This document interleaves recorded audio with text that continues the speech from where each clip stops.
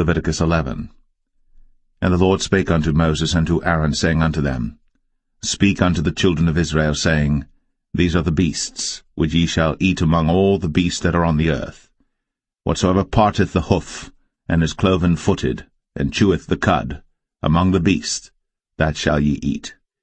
Nevertheless these shall ye not eat of them that chew the cud, or of them that divide the hoof. As the camel, because he cheweth the cud, but divideth not the hoof, he is unclean unto you. And the coney, because he cheweth the cud, but divideth not the hoof, he is unclean unto you. And the hare, because he cheweth the cud, but divideth not the hoof, he is unclean unto you. And the swine, though he divide the hoof, and be cloven-footed, yet he cheweth not the cud, he is unclean to you. Of their flesh shall ye not eat, and their carcass shall ye not touch, they are unclean to you. These shall ye eat of all that are in the waters. Whatsoever hath fins and scales in the waters, in the seas, and in the rivers, them shall ye eat. And all that have not fins and scales in the seas, and in the rivers, of all that move in the waters, and of any living thing which is in the waters, they shall be an abomination unto you. They shall be even an abomination unto you. Ye shall not eat of their flesh, but ye shall have their carcasses in abomination. Whatsoever hath no fins nor scales in the waters, that shall be an abomination unto you. And these are they which ye shall have in abomination among the fowls. They shall not be eaten. They are an abomination, the eagle, and the ossifrage, and the osprey, and the vulture, and the kite after his kind, every raven after his kind, and the owl, and the nighthawk, and the cuckoo, and the hawk after his kind, and the little owl, and the cormorant, and the great owl, and the swan, and the pelican, and the gyre eagle, and the stork, the heron after her kind, and the lapwing, and the bat. All fowls that creep, going upon all four, shall be an abomination unto you. Yet these may ye eat of every flying creeping thing that goeth upon all four, which have legs above their feet, to leap withal upon the earth. Even these of them ye may eat, the locust after his kind, and the bald locust after his kind, and the beetle after his kind, and the grasshopper after his kind. But all other flying creeping things which have 4 feet shall be an abomination unto you. And for these ye shall be unclean. Whosoever toucheth the carcass of them shall be unclean until the even. And whosoever beareth aught of the carcass of them shall wash his clothes, and be unclean until the even. The carcasses of every beast which divideth the hoof, and is not cloven-footed, nor cheweth the cud, are unclean unto you. Every one that toucheth them shall be unclean. And whatsoever goeth upon his paws among all manner of beasts that go on all four, those are unclean unto you. Whoso toucheth their carcass shall be unclean until the even. And he that beareth the carcass of them shall wash his clothes, and be unclean until the even. They are unclean unto you. These also shall be unclean unto you among the creeping things that creep upon the earth, the weasel, and the mouse, and the tortoise after his kind, and the ferret, and the chameleon, and the lizard, and the snail, and the mole. These are unclean to you among all that creep. Whosoever doth touch them, when they be dead, shall be unclean until the even. And upon whatsoever any of them, when they are dead, doth fall, it shall be unclean, whether it be any vessel of wood, or raiment, or skin, or sack, whatsoever vessel it be, wherein any work is done, it must be put into water, and it shall be unclean until the even. So it shall be cleansed. And every earthen vessel, whereinto any of them falleth, whatsoever is in it shall be unclean, and ye shall break it. Of all meat which may be eaten, that on which such water cometh shall be unclean, and all drink that may be drunk in every such vessel shall be unclean.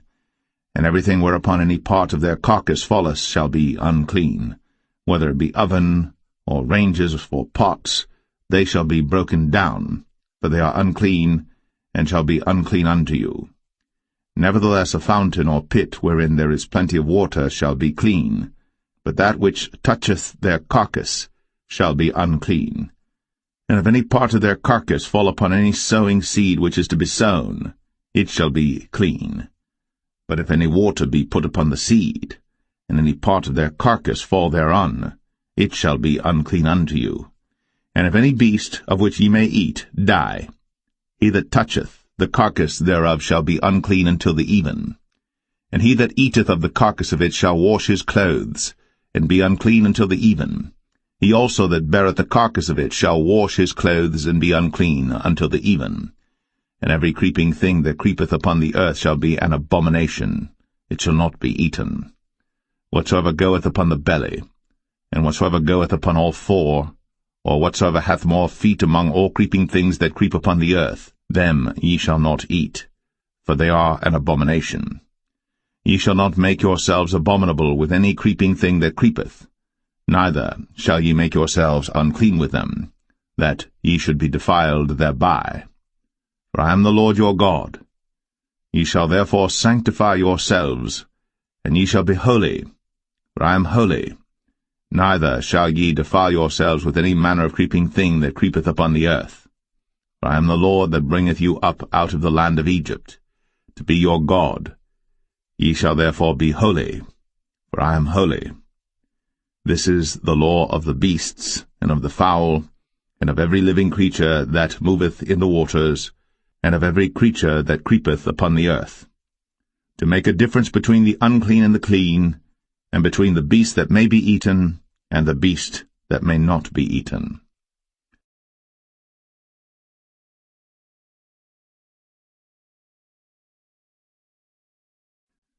Leviticus 12.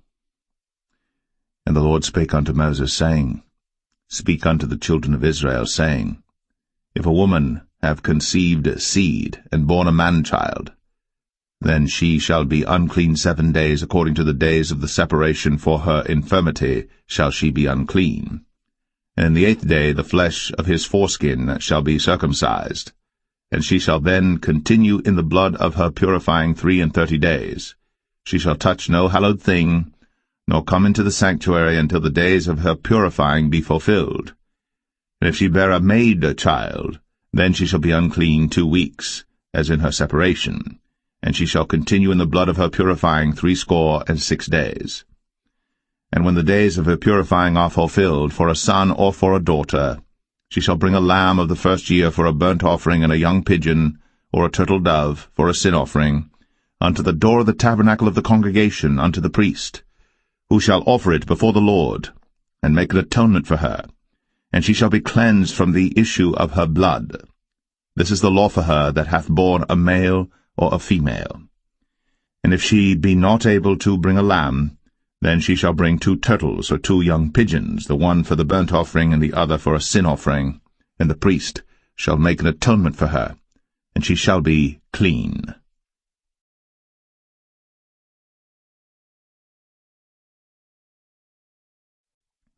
Leviticus 13.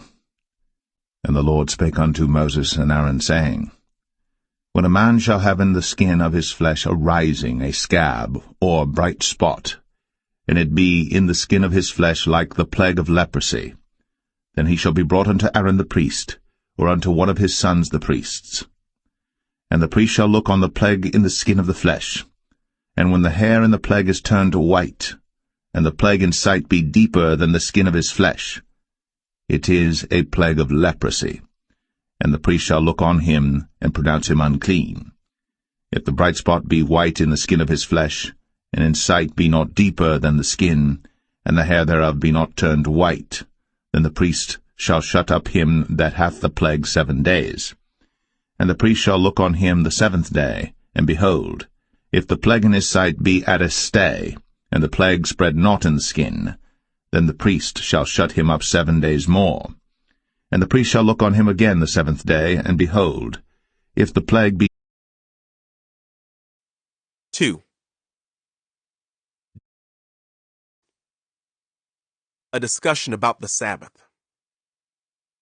One Sabbath day, as Jesus was walking through some grain fields, his disciples began breaking off heads of grain to eat. But the Pharisees said to Jesus, "Look, why are they breaking the law by harvesting grain on the Sabbath?" Jesus said to them, "Haven't you ever read in the scriptures what David did when he and his companions were hungry? He went into the house of God during the days when Abiathar was high priest, and broke the law by eating the sacred loaves of bread that only the priests are allowed to eat. He also gave some to his companions." Then Jesus said to them, "The Sabbath was made to meet the needs of people, and not people to meet the requirements of the Sabbath. So the Son of Man is Lord even over the Sabbath." 3. Jesus heals on the Sabbath. Jesus went into the synagogue again and noticed a man with a deformed hand. Since it was the Sabbath, Jesus' enemies watched him closely. If he healed the man's hand, they planned to accuse him of working on the Sabbath. Jesus said to the man with the deformed hand, "Come and stand in front of everyone." Then he turned to his critics and asked, "Does the law permit good deeds on the Sabbath, or is it a day for doing evil? Is this a day to save life or to destroy it?" But they wouldn't answer him. He looked around at them angrily and was deeply saddened by their hard hearts. Then he said to the man, "Hold out your hand." So the man held out his hand, and it was restored. At once, the Pharisees went away and met with the supporters of Herod to plot how to kill Jesus. Crowds followed Jesus. Jesus went out to the lake with his disciples, and a large crowd followed him. They came from all over Galilee, Judea, Jerusalem, Idumea, from east of the Jordan River, and even from as far north as Tyre and Sidon. The news about his miracles had spread far and wide, and vast numbers of people came to see him. Jesus instructed his disciples to have a boat ready so the crowd would not crush him. He had healed many people that day, so all the sick people eagerly pushed forward to touch him. And whenever those possessed by evil spirits caught sight of him, the spirits would throw them to the ground in front of him, shrieking, "You are the Son of God!" But Jesus sternly commanded the spirits not to reveal who he was. Jesus chooses the 12 apostles. Afterward, Jesus went up on a mountain and called out the ones he wanted to go with him, and they came to him. Then he appointed 12 of them and called them his apostles. They were to accompany him, and he would send them out to preach, giving them authority to cast out demons. These are the 12 he chose: Simon, whom he named Peter; James and John, the sons of Zebedee, but Jesus nicknamed them Sons of Thunder; Andrew, Philip, Bartholomew, Matthew, Thomas, James, son of Alphaeus, Thaddeus, Simon the Zealot, Judas Iscariot, who later betrayed him. Jesus and the Prince of Demons. One time Jesus entered a house, and the crowds began to gather again. Soon he and his disciples couldn't even find time to eat.